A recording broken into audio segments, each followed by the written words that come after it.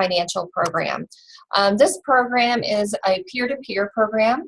It's a service for students on our campus. So we have students in our financial related programs like personal financial planning, business finance, accounting, ag business, ag econ, and economics. Those students actually use the center as a clinic. So they practice what they're learning in the classroom and put it into play to help other students. So it is a free service for students on our campus, and I know all of you as faculty and staff may run across students in need or students in financial stress, and so it's good for you to get an idea today as we go through some topics that are maybe of interest to you, of things that we can also help students with, and that's primarily our mission. So I wanted to start off today. We're going to talk a little bit about ways to stretch your dollar. We're going to go over the Public Service Loan Forgiveness Program because I really want all of campus faculty and staff to know about the eligibility for that if they have those federal student loans. And then we'll also talk a little bit about our SALT financial tool that is sponsored by K-State. So first, as far as stretching your dollar, I know it's kind of a tough time right now at the university. We're not receiving or seeing a lot of increases at this point, and so we're having to make sure that the income that we've received is going farther. And with the new political environment, we may see some increases in inflation, and so it's always good to think of ways to be a little bit more efficient with our money. Obviously, I feel like the first step is always going to be to have a plan. You know, I think we all operate much more efficiently and effectively with a plan versus shooting from the hip. So starting with creating that detailed budget. And you all are very welcome to use any of the resources available on the Powercat financial website, which is just available at kstate.edu/powercatfinancial. So, for example, under the budgeting section of our website, we have information about how to go ahead and get started creating that spending plan. Right here is the link to the spending plan, and you can download that. It's just an Excel worksheet. You can put that on your own computer, start using it if you don't already have a tool of your own. Sometimes your bank may provide you a budgeting tool, or others use Quicken. There's different ways to go about it, but you do need to start if you haven't ever done this before, really sitting down and working through what is my income and what is a very detailed list of all of my expenses. So start there, and then once you get comfortable with the spreadsheet tool, maybe you can move to something more efficient and effective that holds you accountable. I think that's really important. A lot of times we may create a spending plan and then we put it aside or don't ever refer to it again. And it's really about changing your behavior. So you really need to put into place some new habits for yourself, new ways to go about managing your money. So some ways that you might be able to keep yourself accountable is using an app. There's different ones out there and available. One of the ones that we have here on our website that we link out to because it is free for students and anyone to use is called Mint. You do have to be comfortable tying your bank account to the Mint app. It does have the same amount of security protection as online banking, but once you tie your account to Mint, put in your budget that you've created through the spending plan process. Then as you transact expenses and purchases, it will tie that to the budget and then send you alerts. So it may say, hey, you decided you could only spend $50 a month eating out and you're already at $40 and it's week number 1. So something to keep you on task. So there's other ones out there and available. You Need a Budget is one that I've heard that is very effective. That one actually may have a cost to it after the initial free period. So check that out. There's Wally, W-A-L-L-Y. There's quite a few available, but the one that we've tended to use primarily is Mint. Also, it's then important to kind of think of some other things that you might incorporate to stretch your dollar. One that we find effective, obviously when we use credit, we tend to spend more than when we use cash. So for students, at least, one of the big overspending areas is food or eating out, and that probably could be said for many people.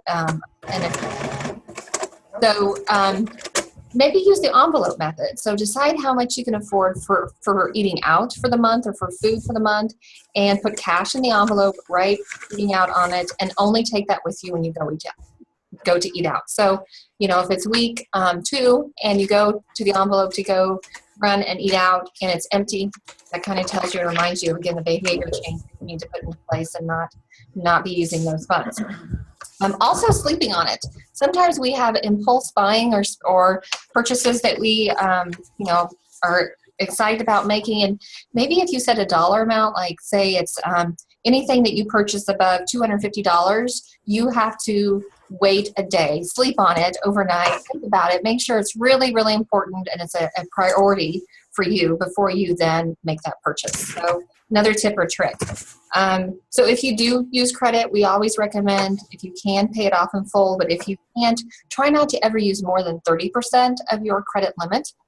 Because your credit score is based off of 35% is timeliness of payments, so never being late on those credit account payments, but then 30% of your score is based on credit utilization. So how much of your credit limit are you using? And they really recommend that you stay under 20 to 30% of that limit at all times. So if your credit card has a $1,000 limit, don't spend more than about $300 over any period of time. We also think it's important to, obviously you can try to cut costs in smaller areas, maybe utilities, keeping the thermostat down 5 degrees lower during the day when you're at work or at night when you're in bed. Maybe instead of having cable, you could watch your shows on the internet. That's becoming much more prevalent and accessible for getting movies and also, I'm loving the new discount theater at Seth Child's Theater. So now we can go to the movies shows a lot more reasonably. And also here at the Student Union Movie Theater, maybe you can carpool. Maybe there's a group of you in a certain complex, apartment, or area of town, your rides, and do that. And then also, we're coming up on tax refund time. So it's important to keep in mind, if you do think you may receive a tax refund, how you're going to use that towards your financial goals. So if you don't already have an emergency savings, a tax refund would be a great time to jumpstart that emergency fund. So maybe just putting aside part of the tax refund could be a really good idea this time of year. If you do need assistance with tax preparation, in the community, we have the VITA, Volunteer Income Tax program down at the Manhattan Public Library, put on by the Raleigh County Extension Program. So I have some of their flyers here. You can email them at vitataxes@gmail.com or call them at 565-6426. They can do standard tax returns. They don't do itemized or international or military or other states besides Kansas. But you can call and ask them questions if you're not sure how, if they can help you prepare your tax return for free. But that's a really great resource as well. So I think those are some of my top tricks for just stretching the dollar. Maximizing your savings opportunities, obviously online coupons. Anytime I go to buy something online, I usually Google first and see if there's a discount coupon online somewhere before I, click the purchase item, because usually I do find some discount coupon out there. Another one that my kids actually told me about is an app called Pocket Points, Pocket Points. And it's an app for schools and students to try to motivate them to stay off their phone. But since we all work on a campus, we can be using it here at K-State too. So you just need to put the app on your phone, and then once you get to work, open the app and then turn off, or not, just lock down your phone. You don't need to power it down, but just lock the screen down. And during that time when your phone is off, you're actually gathering points and discounts for different area food places and restaurants and other stores. So Pocket Points app, a quick trick. Also, just keep in mind that you don't have to cut out all the fun. When you have a spending plan or a budget with financial goals, it's really just trading, one good time for a more efficient good time. So maybe instead of going out to eat and spending $50 with your friends to do that, maybe get together and swap places to host a meal and get your crock pot out. And I always tell students that, a chicken costs just a few dollars. And it's a really great way to stretch your money. And you can have chicken tacos, chicken and noodles, lots of different things that you can use and eat more economically and still have that kind of social opportunity. Okay, so I do want to spend a lot of our time on the federal public service loan forgiveness. So I'm going to move over to that topic next. It's very important, I feel like, for all of you to be aware of that, because as a state of Kansas employee, you are eligible if you have federal direct student loans. Okay, so remember, anytime you need information about your federal loans, the place to go is to the federal student aid website. Okay, so I have it pulled up here at the top, but it's basically studentaid.ed.gov. And once you go to those websites, and there's also a link here on our Powercat financial website over to student loans, and this link here, you can get out to the federal student aid site. If you want to pull up your own individual loans, you have to log in with your FSA ID and password, but you can also just go out to the site here. Here's a look at the screen. You would go up to the search tool and search any topic that you needed to learn more about. But I had pulled up public service loan forgiveness as one of the topics we want to talk about today. There's all different kinds of other loan forgiveness programs, but the one that we're going to focus on today is the public service loan forgiveness. So this is only for the federal direct student loans. So student loans before the years of 2009 may be the older FFEL loans. Those are not eligible unless they were to be consolidated over to the direct loan program. And what this does, it basically will forgive the remaining balance of your direct loans after you've made 120 or 10 years of qualified monthly payments under a qualified repayment plan, working full-time for a qualified employer. So obviously lots of qualifications, but for many people working here at the university, you will perhaps qualify. So it's not about the specific job that you have at the employer, it's rather about who your employer is. So employment with the following types of organizations qualify: government organizations, federal, state, or local. So we are a state organization, so working here would qualify. A nonprofit that's tax exempt, like a 501c3 entity, and other types of nonprofits that have certain qualifying public services like education. So, and you have to be working full-time, which generally is at least 30 hours a week or whatever your employer defines as full-time. And again, those loans have to have been the direct loans, or if they're FFEL, which is the Federal Family Education Loans, or Perkins loans, you would have to consider whether you would like to consolidate them first into the direct consolidation loan program. And if you go to the student loans section of our website, again at the bottom, we have links out to loan consolidation and public service loan forgiveness. Actually, I think I'm going to have to update these links. I just realized those may not have a link directly back over here, which is where I'm trying to direct you, and I'll get that fixed here by the end of the day. So anyway, after you do have to keep in mind, if you are going to consolidate the FFEL loans, that it's only payments that you make after that point and forward that would qualify. And then also it would starts the time over for any payments you've made on the direct loan. So you can kind of decide which loans you want to include and which ones you don't. Now, the program began October 1st of 2007, so it's only any payments made after that date on.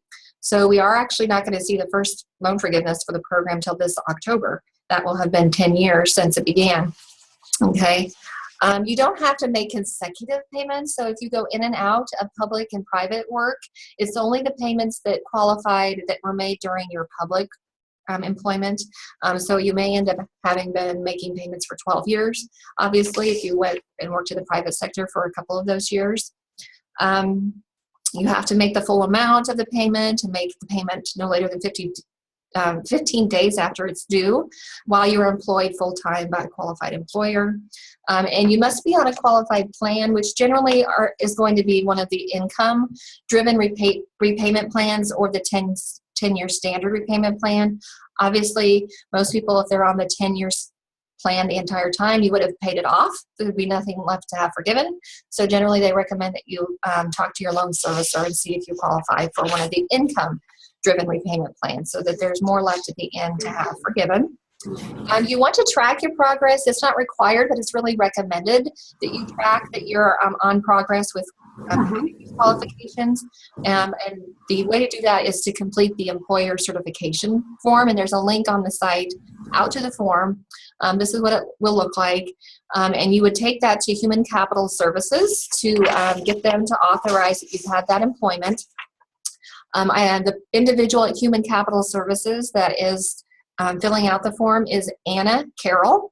And I spoke to Anna this morning, and she really wanted me to get the message out that she really needs you to only complete this first page with your name and social security number and contact information.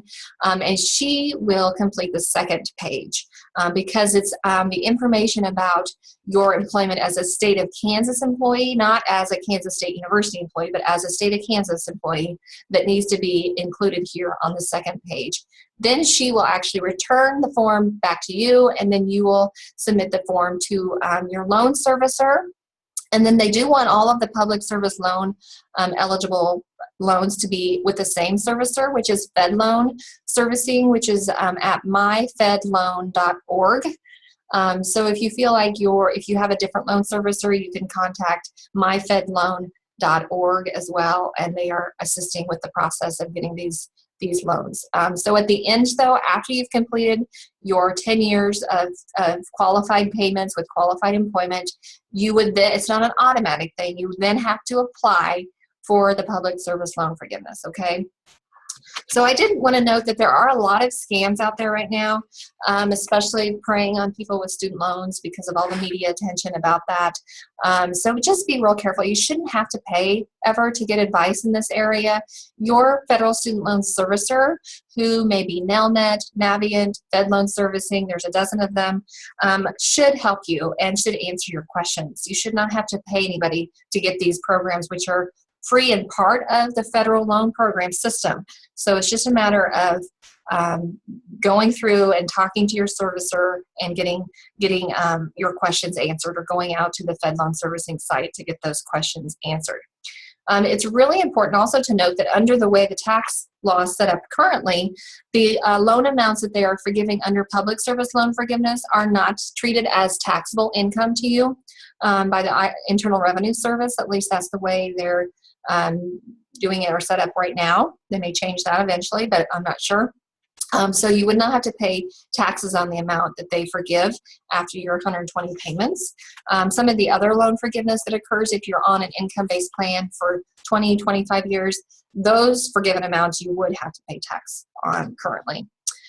So that's pretty, a quick run through, I guess, of public service loan forgiveness. It seems like a lot to understand and know, but they have a fact sheet here you can review. They have a Q&A list of frequently asked questions, so that can help shed light on any of the questions you have about that program. But for those of you out there that do have federal student loans, it's something to definitely look into and consider. We also have resources that I wanted you to be aware of that can help. One of the resources that we offer is the SALT program. So SALT is a financial tool created by American Student Assistance out of Boston, and 3 or 4 years ago, Kansas State purchased a membership or sponsored a membership to SALT for all of our students and alumni. But I would like all of you to take advantage of it as well. We have a link on our Powercat financial website out to SALT. You can just click on the Get Started button, and then it will take you to the home page to sign up for SALT. When you sign up, just indicate that your affiliation is with Kansas State University, and then you'll have access to the program. One of the great things about the program is that there is at your beck and call student loan experts that are with SALT. SALT is not going to sell you anything. They're a neutral third-party education resource, just like Powercat Financial.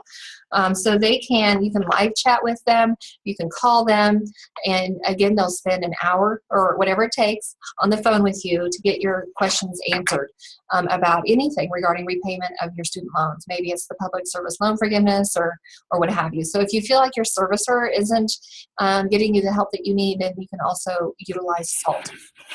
So that's really helpful. There's a scholarship search tool in SALT. There's a job and internship search tool in SALT. So we recommend it to all of our students to use as well. There's courses of personal finance within SALT. And it's sort of like Pinterest. There's little articles and videos and tutorials about lots of different financial topics, mastering money, repaying student loan debt, lots of different things that may apply to any of you as well as our students. So check that out and see if there's information there that you can benefit from as well. I mentioned before, you can use anything on our website.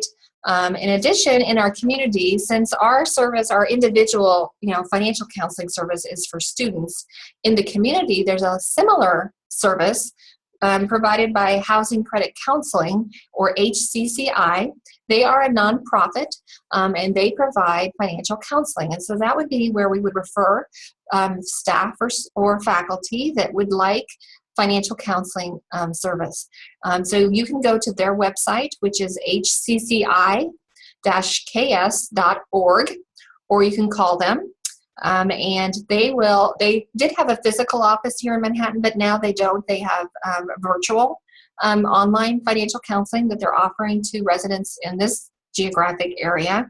If you don't have access to a computer with a webcam, Landmark Bank downtown has agreed to be a site where individuals could go for their online counseling sessions, and they have a computer established there for anyone to use. The phone numbers to call HCCI to set up or request an appointment is 785-234-0217. And the 800 number is 800-383-0217. Let me see if I can pull up their website real quick and show you.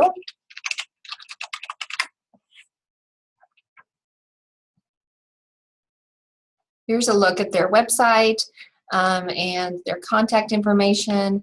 And it's usually best to go through a nonprofit if you do need financial counseling, to begin with, just the general repayment of debt types of concerns, credit management. They do home buying education and some other kinds of important work as well. So I wanted to let you know about them. Our employee assistance program, also through Human Capital Services, I know offers some support in counseling and even some financial counseling, I believe. So if you go out to the Human Capital Services website and look up under benefits and employee assistance program, you can find out about more of those opportunities if you have some questions that you need answered. Then I always feel like your bank or your credit union that you work with is a good resource as well. So if you do need more help or want to talk to somebody in person, I would reach out to your financial institution and see if there's somebody there that can meet with you and answer those questions. So I think those are some of the main areas that we wanted to cover today. Some ways to stretch our dollars in today's tight environment, some ways to understand some relief perhaps with your student loans if you have those through the Public Service Loan Forgiveness Program, which is for the federal direct loans or consolidated loans that you may be looking at. And then also just the SALT financial tool to let you know that you can use that. And any of the other resources that we have available on our Powercat financial website. So I think that's all the information I had today. I hope this has been valuable for each of you, and I hope you can connect students that need this service to us as well. We have a brand new office center here in the student union. It's up on the 3rd floor, which is the kind of secret hidden 3rd floor. You can only get to the 3rd floor of the union by going up the northeast stairs or elevator, which is across from the little theater. So the 2nd floor is where the ballroom and the meeting rooms are. There is one more floor, the 3rd floor, only on the east side of the building, and that's where Powercat Financial is now. Our website is where we would direct students to go to request an appointment with us. And then we do go out across campus and do group education and classes, student organizations, so dorm floors, Greek houses, any of those opportunities. So if you're advising a student group, we'd be happy to come out and talk to them about any of these or other topics as well. We meet with students in addition to credit, student loans, budgeting, We also meet with them about their job offers, go over their benefits, make sure they know what a 401k plan is, how to use a flexible spending account or a health savings account, make a list of questions to ask their future employer. So I think that's really valuable as well for students. And I appreciate this time and opportunity to talk with all of our staff and our faculty at K-State about some of these important topics as well. You can shoot me an email if you have any other questions. And I think that's it for today. Jodi, we have one question in the chat. Okay. Do you know if the extended payment plan is an approved plan under the Public Service Loan Forgiveness Program? Yeah, I'm not for certain, but I don't believe so. I believe it's the income-based repayment methods and the standard. But again, you could go on to that Public Service Loan Forgiveness tab here. Got so many things open. Let's see.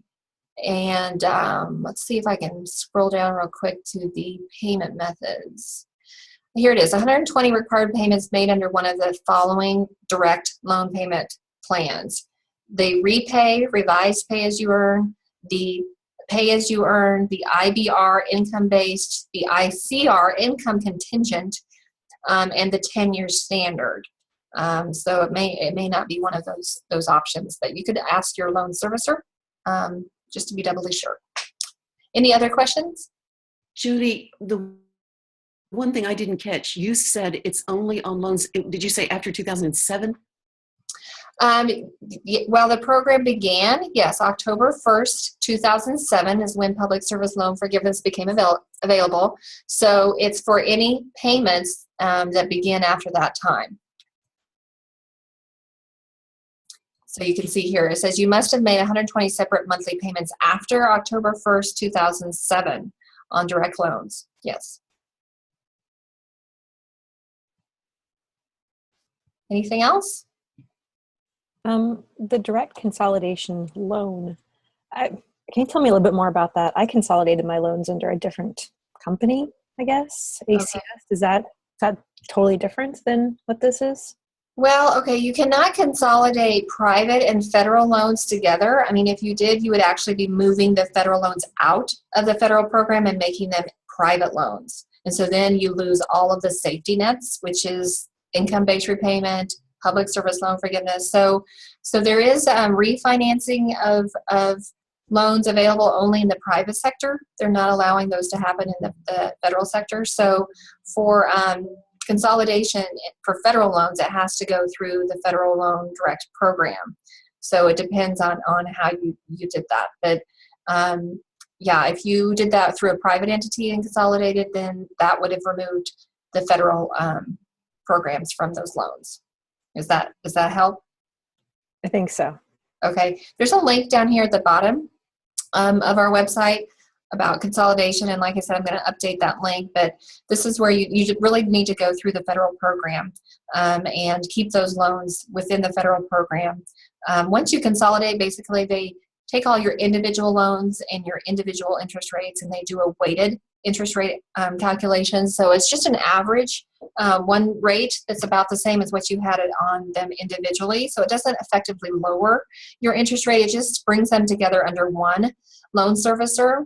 And those loans that may be outside of the direct program that were under the FFBL loan program could be brought over to the direct loan program.